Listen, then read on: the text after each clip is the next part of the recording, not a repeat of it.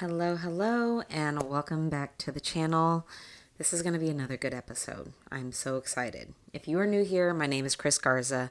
We talk about all things inner work on this channel. If you are new to inner work, I will tell you that the reason why I talk about inner work is because it touches every single aspect of your life, and it's so important. So if you don't know what inner work is, it is the deep dive into your psyche, looking at your thoughts, decisions, actions, emotions, feelings as it comes to everything that you do, because all of those things impact how you parent, impact your financial position in life, impact what you have in your life, what you focus on, what you think about.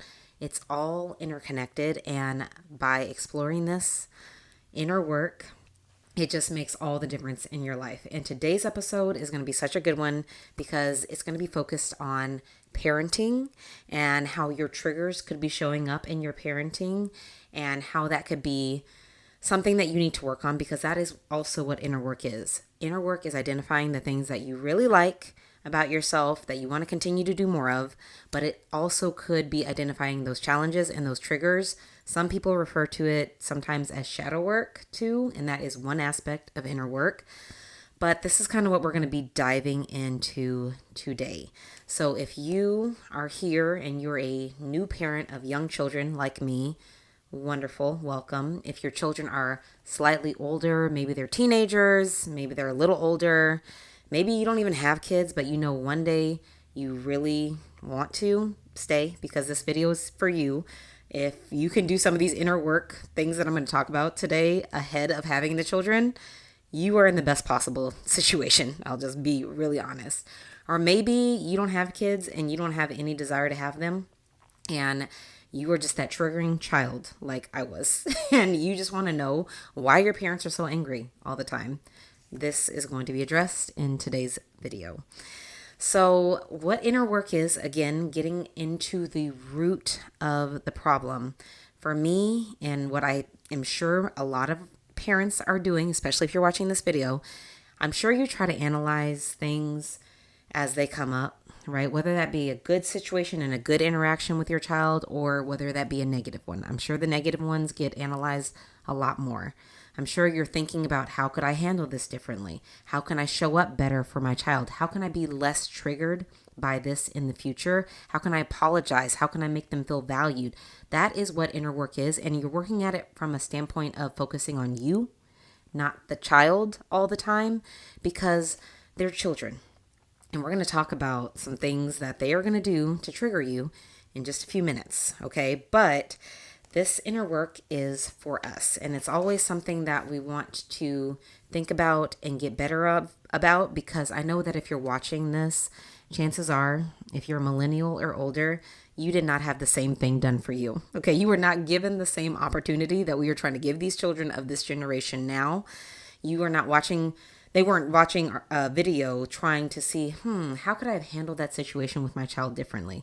How could I be less triggered by the situation that my child just put me through? Like, I'm talking about the older generations of the millennials and beyond, right? Like, they were not doing the same level of inner work, reparenting, and then thinking about how they can improve themselves to show up as better parents. So kudos to you for showing up for yourself and for your children, because it's going to make a big difference in your parenting. Once you start realizing, catching yourself, and acknowledging these things, you're going to show up so much differently. And I'm going to also talk about a free resource that I'm linking in the description below that is going to help you get started and dive so much more deeply into some of the things that I'm going to talk about. So I'm just going to talk about some of the things to think about and reflect on as you go through your inner work and parenting journey. And then once I talk about this resource, it'll give you more of a breakdown of where to get started, how to identify these triggers, how to acknowledge them, and then how to create a plan around healing them. So we'll talk about that in a bit. But let's get into this episode and talk about some of the ways that your children are likely triggering you. Because as I learn things, as I go through things, as God reveals these things within me that I need to work on, I feel like I need to share this with the community, because we are all here on a journey together. And parenting is the ultimate journey, right? When somebody triggers you in real life, you have a few options, right? You can address it with them, which is the mature thing to do.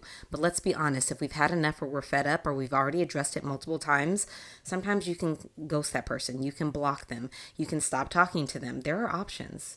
You can't do that with your children, unfortunately. No, just kidding. No, but you have to keep showing up. When they trigger you, you have to now say, okay, I still have to take care of this person. They still live under my roof. I still have to provide. I still have to love them. And I can't just ghost them. I can't just run away from them. No. So this is why I'm doing it specifically for the parents, the ones that have children that maybe need a little extra love as they go through their parenting and their inner work journey, because some things were revealed to me and I feel like I have to share them. Okay. So the first thing that I want to mention and why you might be triggered by your child is because they are a mirror of you. They are mirroring so many things from the outside world. Think about the saying of, you are a reflection of the 5 closest people in your life. That is true. Like, we mirror people all the time. But children are ultimate mirrors. They are ultimate mirrors. And it's because they have no filter. They have almost nothing to go based off of, which is just really interesting because they are constantly learning, growing, thinking, evolving, changing. And they do spend more time than you would think with you. Yes, they get a lot of things that they learn from other people, other kids, right? They spend a lot of time in school, but they are still modeling some behaviors. And the things that trigger you about your child that they do are likely things within yourself that you don't like. And that was a hard pill for me to swallow. Okay. So I will give you an example from my real life as we go through these. That way you can kind of make some of the connections, and I'll just give you some more examples on how this might show up. So for me, if you were a mom of multiples, you know this all too well, and I'm sure you can relate. If you don't, then just picture it. But when my first daughter was 3, I had my second daughter, and you just go from a space of you give all your time, all your attention, all your focus to your first child. That's all you have, right? So when you have a second child come in and you have a new little baby, all you want to do is cuddle that baby, sleep with them, hold them, do all the things that you did with your first child, you want to do now with the new baby. But that's not your reality anymore, right? Because you have a whole new small person to take care of on top of the other small person that you already have. If you have a gap between your kids, then yeah, maybe it makes more sense for you to have a little less time with the older child. But my children are only 3 years apart. So I knew that was not my reality. I wasn't going to get to spend all this time in the baby phase with my new baby. So I said, okay, let me try a different approach. So when the baby slept for hours, I was like, okay, Jordan, my oldest, let's go, let's play, let's do all the things. I would play with her for hours. I would take her out, pull myself away from the baby, take her out for half a day, just have, the mommy, oldest daughter bonding time. As soon as I came back and picked that baby up, my daughter repeatedly would ask me, why aren't you playing with me?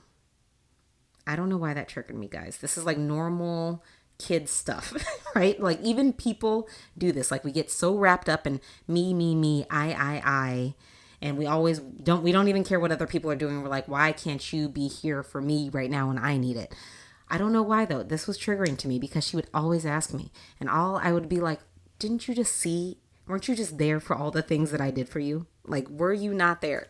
So I would be triggered. Or, when the babies have little milestones, they do things like even like, let's say they clap for the first time and you're like, good job. Or they feed themselves, good job. My daughter would be like, why didn't you tell me good job? For like doing nothing, guys. Like you just know. If you're a mom of 2 or more children, you know. But it would irritate me and it would annoy me because I felt like this constant need for attention and validation that I was trying to meet was not being recognized. But when I sat with myself and I asked myself, why is this irritating me so much? And I would get frustrated with her. And I'm like, Jordan, I just spent all this time with you. I just did this. I just did that. They don't care, number one. But I would go through the list. Like I would go through it and I would tell her. And she's just like, okay, like, so why aren't you doing it now? Right? But that would trigger me so badly. Then when I sat down, I journaled and I thought about it. What was revealed to me is that I had a lot of these same characteristics that she has that are annoying me my entire life. Like I'm just now healing the, oldest daughter, recovering people pleaser, reformed perfectionist. Like I'm just now healing that validation seeking, people pleasing need for attention. Like, so of course that's a part of me that I didn't all the way like, that I had to realize like not everything's about me. I don't have to tie my worth and my validation to things like titles and successes or degrees that I've gotten. Like I'm just now realizing that within the last few years. So I had been that little girl version of her for so long that wanted the attention, wanted the validation, wanted all eyes on me. And that is hard, guys. So I'm admitting that to you, letting you know that these are all natural feelings that we have that we need to work through on our inner work journey, but they can be very triggering. They can be very triggering because when I saw that in her, I am healing it now. So I'm actively working on not being that, type of person, because I'm like, okay, it's not all about me. I don't need to tie myself to this piece of paper or this accomplishment. Like I'm just here existing. And when I saw that in her, it was triggering. And I realized that she was mirroring back those tendencies and those things in myself that I did not enjoy seeing. So just think about that, because some more examples, it may not be that for you. It could be your child gets so angry and so aggressive or frustrated, and you're thinking to yourself, why are they like that? I don't understand. I'm not like that. But if you really dig into it and think about it, how you've acted over the last few months in front of them, you may not have even realized it because we're always acting on this subconscious level sometimes. Maybe there was a traffic incident. Somebody cut you off. You called them a name and then you were mad for half a day. Or maybe somebody in the grocery store upset you and you called the manager and you made a big fuss about it and your kids saw that. And they're like, well, if my mom can act that frustrated, why can't I act that frustrated? Right? These are hard pills that we have to swallow. Or maybe your daughter or son is acting incredibly sassy. Like maybe they are just on another level and you're like, where are they getting all this sassiness from? It must be their friends at school. But think about, because, we've been there. Like, how do you allow your friends and family to talk to you? Are you talking to them pretty sassy? Are they talking to you pretty sassy? Are you guys exchanging words that you shouldn't exchange between each other? Are y'all putting each other down or disrespecting each other, calling it a joke?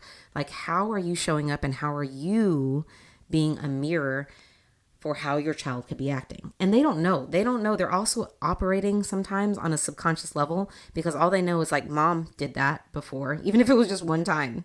Mom got mad, so I can get mad too. Or I'm really upset and I saw mom be really upset. Or I saw someone call mom a name, so now I feel like I can call mom a name.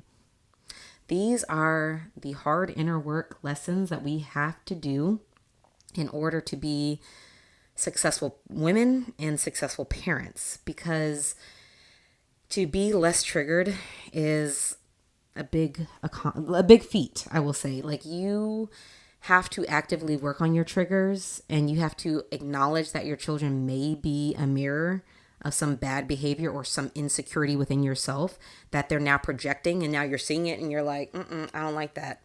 Where are they getting it from? I'm just going to be real honest. It's not going to feel good. It's not going to be pretty, but just ask yourself, if they are exhibiting some behaviors that you do not like, make sure that you are not exhibiting those same behaviors or same insecurities, and that you're not just passively glossing over them because it just feels too hurtful to address. So like I mentioned before, I do have a resource for this. It's free. Okay. It's a guide that I created and it's called Healing Begins Within. It's in the description below. And this will be a starting point for you to identify and address those triggers that you have, and then use techniques and create a plan in order for you to heal some of those triggers, because healing is difficult. And unfortunately, as you go through your parenting journey, not every situation that you have is going to be the same, look the same. There will be some of the same things that will happen with minor variations. But if you're not addressing it at its core, like if you have a lot of aggression and anger issues, if you are, very dismissive or sassy and you don't know where that child is getting it from, or if you require a lot of validation and praise and accolades, and now your child also requires it and it annoys you, you have to get to the root of it, or else you're not going to show up well for yourself. And you're going to continue to be triggered by these things and maybe even hold resentment for your child because you don't even realize it, but you don't like it about yourself. So now your child is doing it, and now that could be triggering for you and cause a lot of snowball effect type of situations and feelings that can come up that we do not want.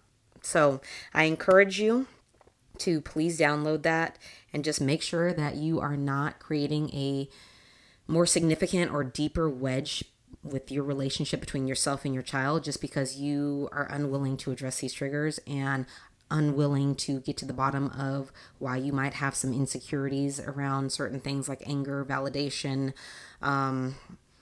just the way you talk to people. Like, just make sure that you're focused on the right things.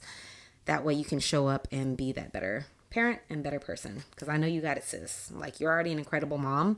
We're just going to now heal some things that we need to heal to be less triggered, less yelly, and less annoyed in the future. The second thing that I want you to consider as you go through your parenting and inner work journey is to give your children less energy.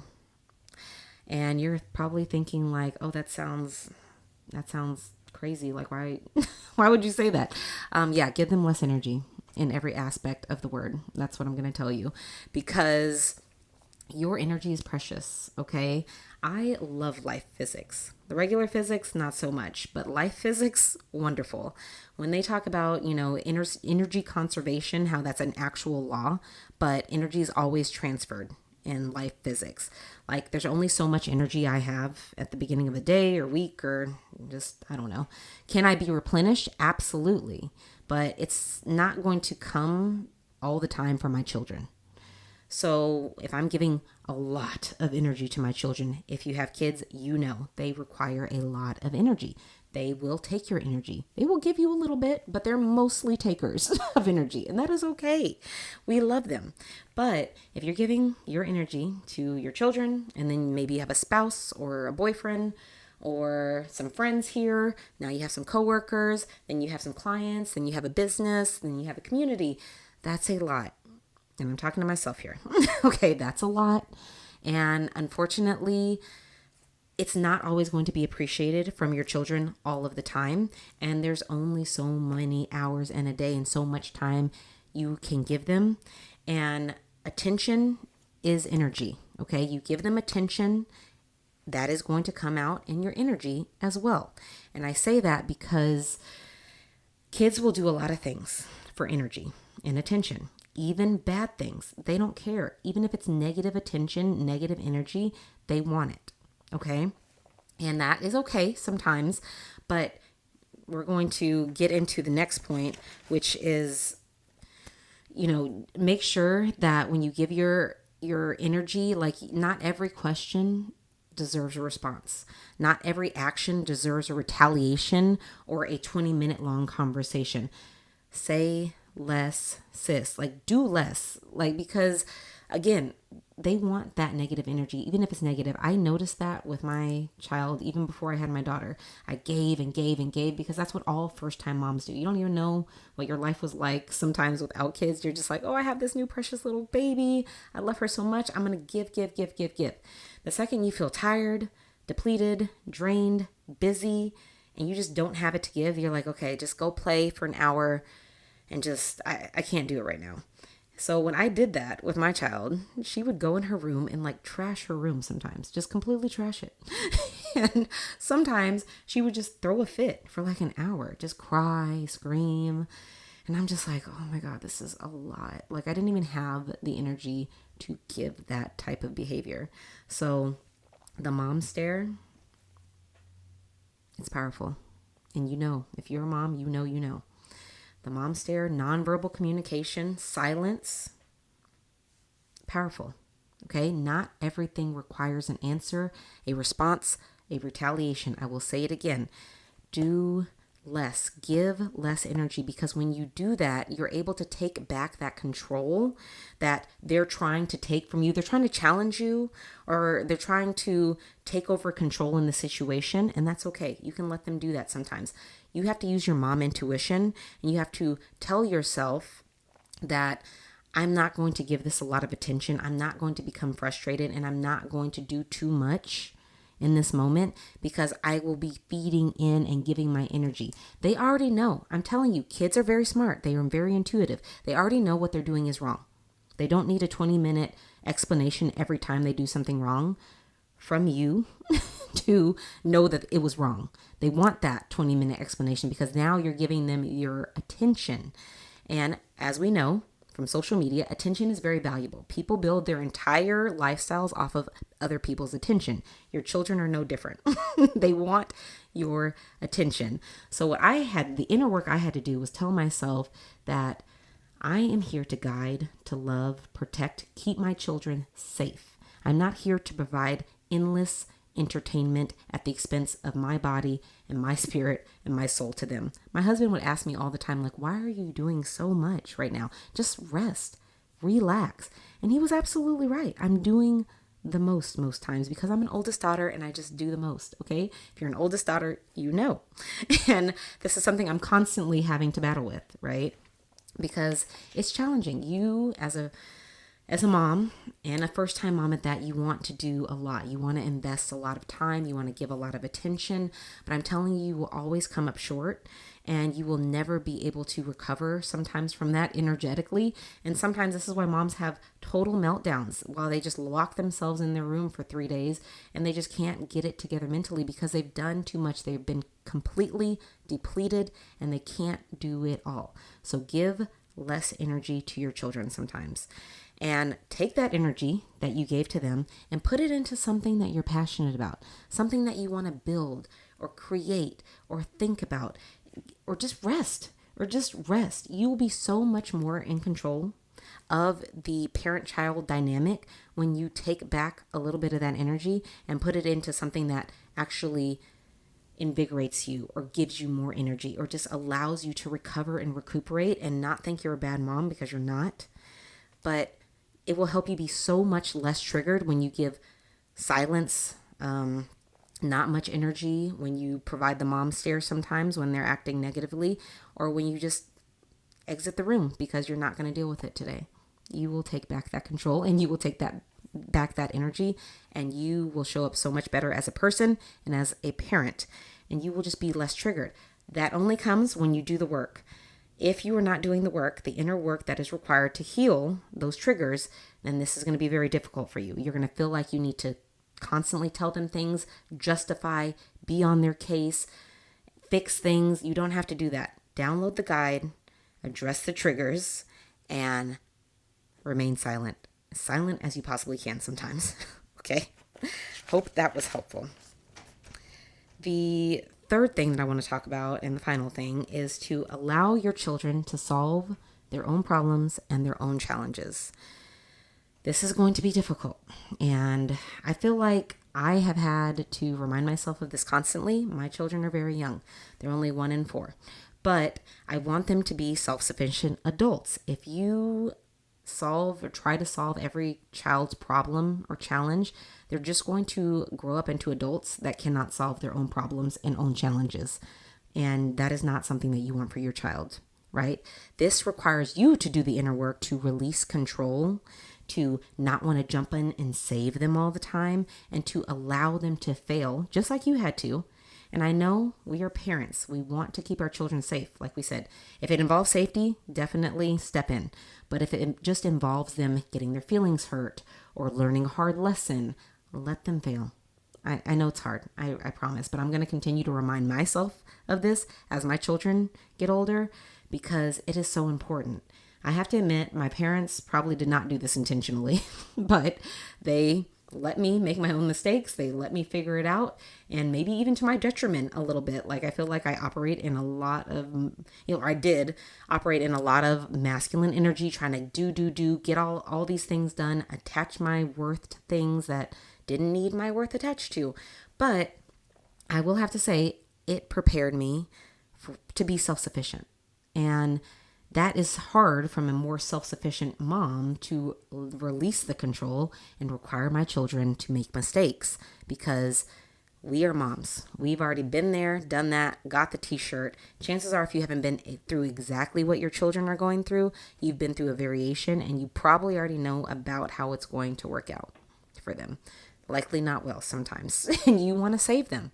But you can't all the time, because you really are not with them 24/7. They have to make these mistakes, these failures, and they're just going to have to learn. And as long as they're not hurting themselves or hurting someone else, then you may have to release control and release the reins a little bit. And that can be very triggering for us as parents, right? Because you're like, I've already been here. I know how this is going to end. You need to stop hanging out with that person.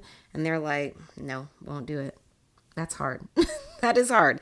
But that is the inner work that we have to do sometimes to release that control and let them make the mistakes. I have to say that I saw something on a podcast that Michelle Obama did with her mom, and I thought it was incredible, just because of the woman she is, right? Being like one of the smartest women ever, former first lady. She asked her mom on the podcast, like, Mom, I remember from a very young age being in like first grade and you giving me an alarm.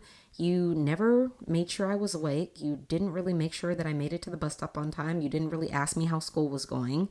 Like, how did you have all that trust in me? And her mom simply was like, it was your life.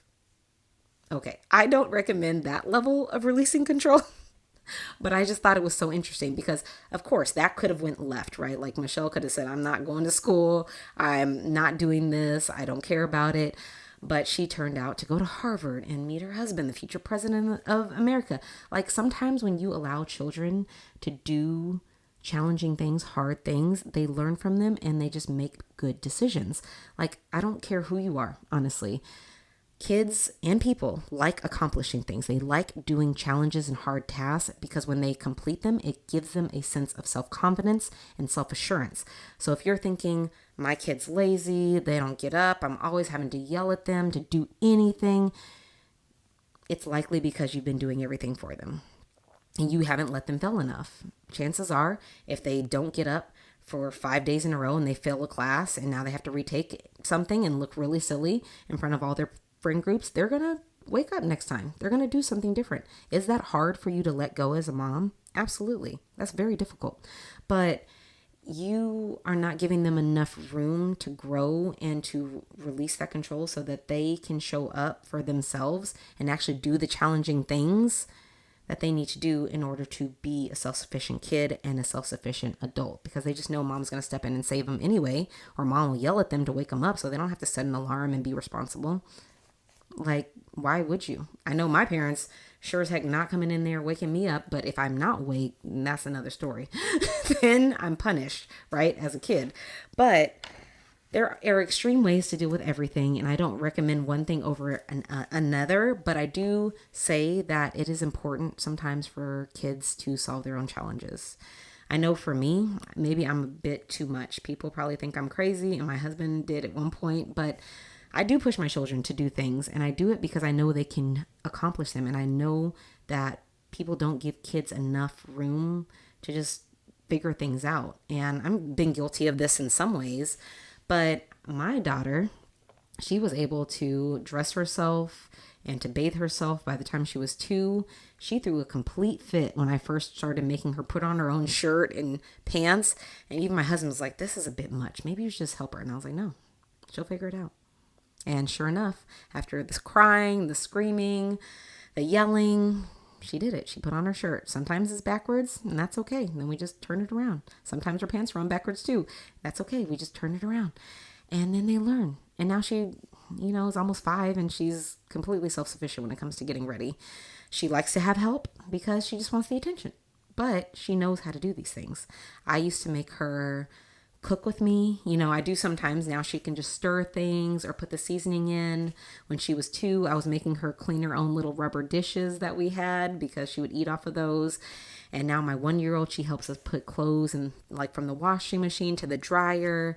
Like, these are just things that when I tell my friends, are like, oh my God, you make your kids do that at 2? And I'm like, it's not even they like to do it. They accomplish something and they feel proud of themselves. Of course, when they get older, it'll be different. I already know that because I was older and I was like, I hated doing that stuff when I was a teenager. But all I know is that now they can do it. Now they know how to do some challenging things. So when they get older, I'll have them do more challenging things. And that's going to be hard because right now, even with my 4-year-old, we are going through reading. And that is hard. If you're a parent, you know. It is difficult to not give them the answer and not tell them or see the word right there. They sound it out and you're like, okay, put it all together. And they're like, I don't know. Like, okay. So with her, I tell her, like, take a break. We'll do it later. She freaks out. She loses it. And she's like, no, I'm going to get it. And I'm like, okay, sure. Minutes later, after she had time to think about it and get all the crying out of her system, she'll say the word. And I'm like, oh, okay, Jordan, good job. You got it. And then she can't even hide the big smile that comes across her face. She's like, oh, I got it. Because she's happy that she overcame an issue or a problem or a challenge.